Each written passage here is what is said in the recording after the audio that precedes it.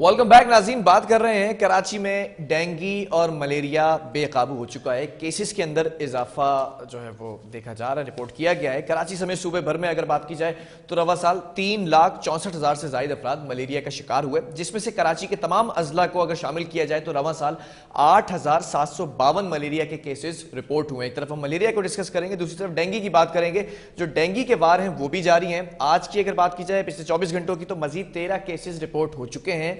Malaria और dengue दोनों तेजी से फैलते नजर आ रहे हैं। इसकी रोकथाम के लिए जो डिपार्टमेंट है, हेल्थ डिपार्टमेंट सिंध का, वो क्या करता नजर आ रहा है, जो तजावीज़ हैं माहिरीन सेहत की वो क्या हैं, तमाम चीज़ें डिस्कस कर लेते हैं। हमारे साथ इस वक्त माहिर सेहत प्रोफेसर डॉक्टर सईद हमारे साथ ऑन कॉल मौजूद हैं। डॉक्टर साहब बहुत शुक्रिया ज्वाइन करने के लिए।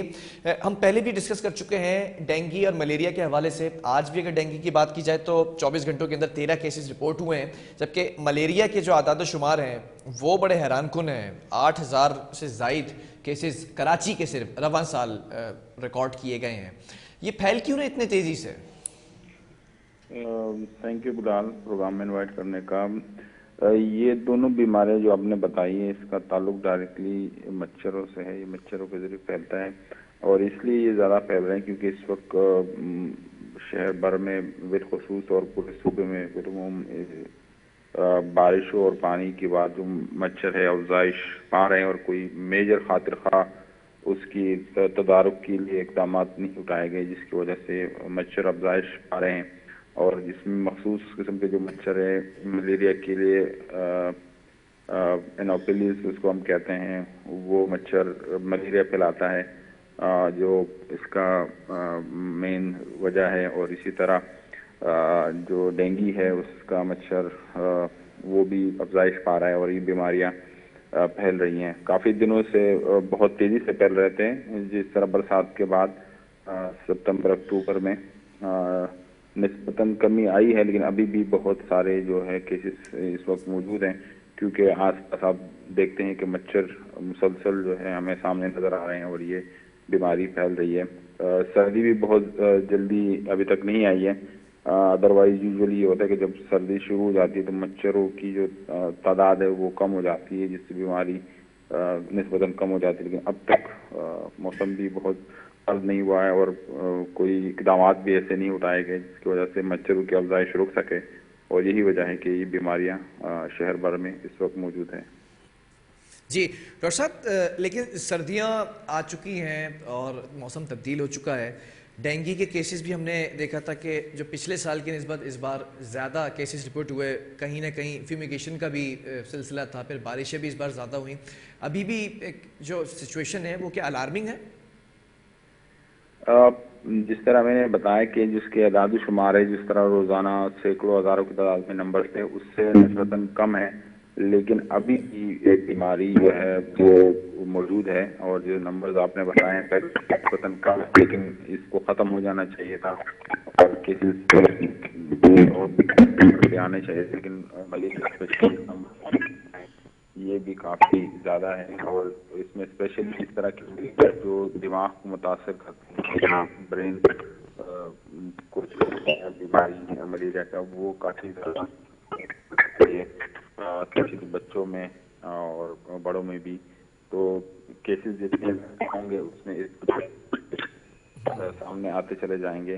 तो रोकथाम ये ऐसी बीमारी है जिसका तदारुक आराम से हो सकता है अगर तमाम माशरे के अफराद और हुकूमत मिल के इकदाम उठा लें।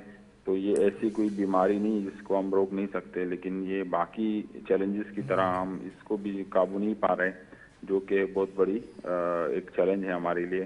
तो हुकूमत समेत आवाम को चाहिए कि इस बीमारी को हम अपने अपने हिस्सा डाल के इसको रोकें, ताकि बहुत बड़ा मतलब एक जितने भी तरक्याफ्ता ममालिक है, तरक्की पज़ीर ममालिक है या पढ़े लिखे माशरा है, वो सफाई सुथराई का ख्याल रखते हैं और मच्छरों की अफजाइश को रोकते हैं।